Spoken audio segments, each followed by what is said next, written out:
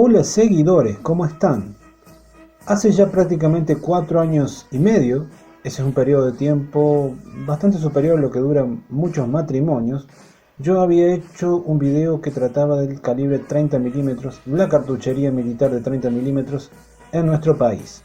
El problema con este video, bueno, se quedó un poquito obsoleto, se quedó un poquito desactualizado porque en nuestro país se incorporó un nuevo sistema de armas y en ese sistema de armas se incorpora un nuevo calibre que no estaba en uso 4 años y medio atrás.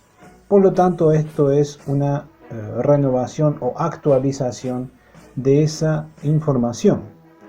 Empecemos como siempre desde el calibre con la vaina más corta, 30 por 113 para la familia DEFA 550.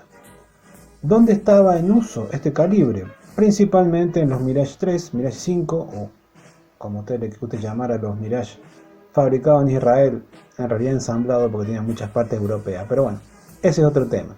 Los Dagger, los Mirage 5, los Mirage 3EA, etc., que utilizaban la familia DEFA 551 y 552. Cañón revólver significa que tiene una recámara giratoria, curiosamente igual que un revólver, y en el caso de los DEFA franceses se operan, mejor dicho, por un purgado de gases. Ese purgado de gases mueve una especie de levas que introduce la munición fresca, la extrae una vez que se ha percutido. Por cierto, la percusión, el fulminante de estos calibres, de este cartucho que va al DEFA en particular, es eléctrico.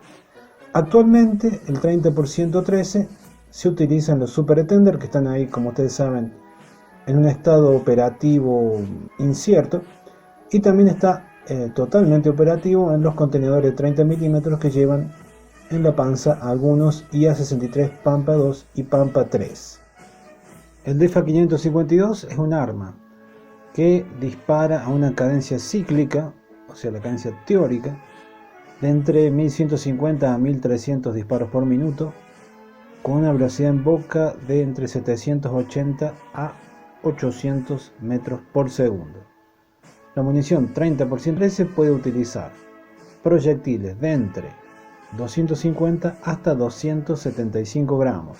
Realmente no es una munición demasiado orientada a perforar blindaje, porque la velocidad inicial no es, si lo comparamos con otros calibres de uso aeronáutico, realmente no es muy elevada, no es muy alta la velocidad inicial. Por lo tanto, se hace foco, se hace énfasis en tener una munición con buenas capacidades explosivas.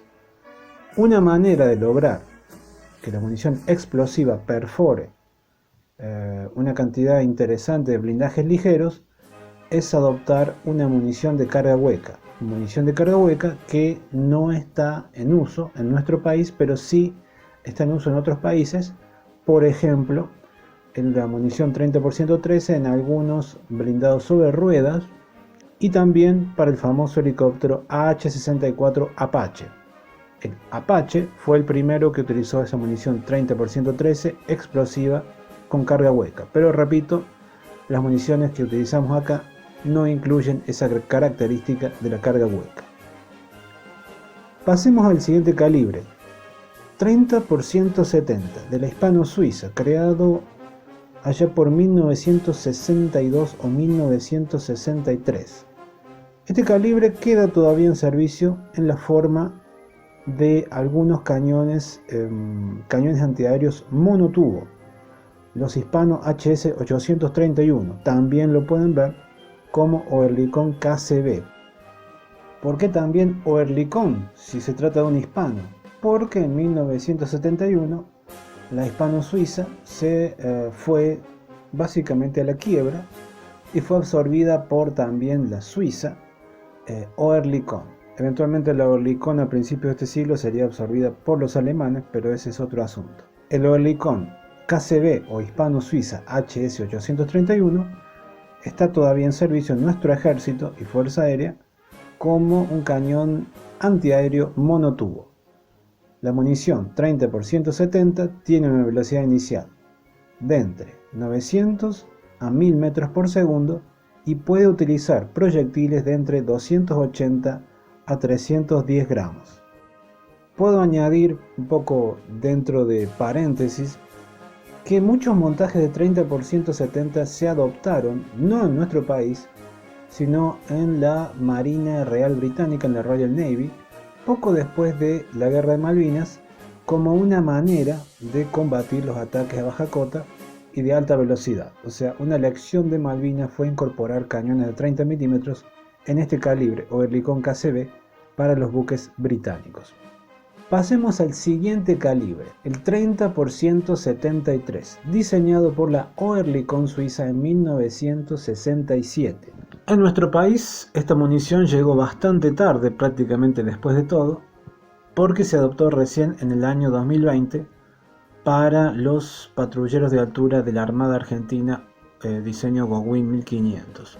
En diciembre del año 2019 fue formalmente entregada en Francia la primera de estas patrulleras, pero no tenía cañón instalado, porque lo que pasaba con ese buque era que había sido utilizado por 7 años en la Armada francesa, en la Marina francesa, había sido modificado una vez que se había hecho el contrato con Argentina, y llegó acá a Mar del Plata, a Buenos Aires primero, sin el cañón. Y bueno, eso dio lugar a muchas especulaciones, bueno, las mismas de siempre, que nos vetaron, nos bloquearon el cañón, nos prohibieron el cañón, que el cañón era inglés, no sé, bueno.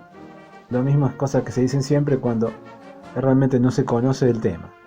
Ese cañón llegó prácticamente un año después, se instaló en la base naval Mar del Plata, y a partir de ahí, no en el 2019, sino en el 2020, podemos decir que Argentina adoptó oficialmente este cartucho, el 30 por 173.